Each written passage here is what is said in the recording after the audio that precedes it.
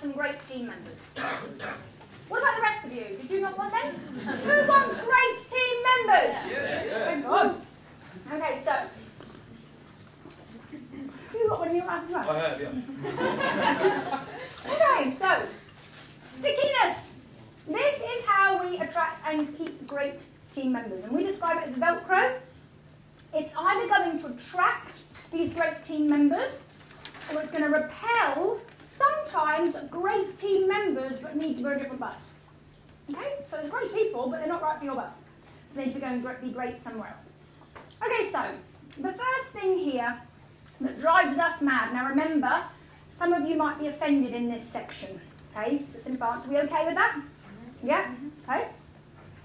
What are you calling your crew? Now think back to the days when you were an associate or a CA in your first job. You turn up for work and the boss comes along and says, there's my staff. How did you feel? Did you think like, hey, yeah, I love being your staff? Does that fill people with passion? I want to wake up so I can passionately be your staff. What do you think?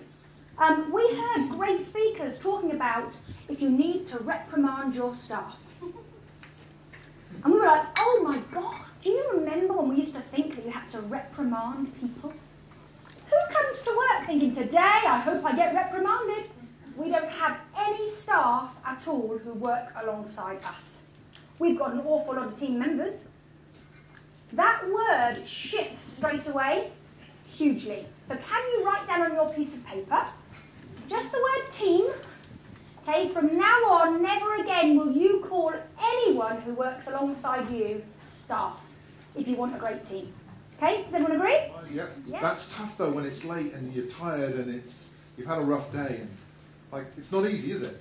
This stuff's not easy. If it was easy, please hear, everybody would doing it. Joe and Steve make it look easy, don't they? They're having fun, they're having a ball. Trust me, it's not. It takes commitment and time and effort and persistence, and when you get up one morning and it's wet and it's cold and you're tired and you go, oh my God, somebody's not on the bus, can I really be asked? So it's a good question from the back somewhere about, hang on a second, can you just say, oh, you get off the bus, you're fired? And the answer is no. But typically when I look at organisations, the shape of the door that you have that lets people in is a great big round hole, so anybody fits. Yep, anybody fits. You don't tell them what your values are, you don't tell them what the behaviour that sits behind those values are. So I can rock up and behave any way I want because there was no real rules that told me how I should behave. What happens with culture is it starts to create a shape that has only one shape, and that's the shape of the person that you want to walk to the door. Okay, so the attitude rule. Now you have to make a choice. There are many times where we meet brilliant people, and I had a conversation with someone quite recently where I said to them, I would always have someone who's fresh-faced, new, with a great attitude, than someone who's experienced with a not-so-great attitude. Okay? Attitude is huge. You cannot teach anyone to have a great attitude. You can send them all the training you like. Okay? They are not going to get one. Now, who thinks they deserve to have people alongside them with a great attitude? Hugely. But sometimes you've got people who have a not-so-great attitude, and what you're doing is either diluting what you're doing in your practice, or you're hoping to change them. Good luck. It's not going to happen. Okay? It's your choice.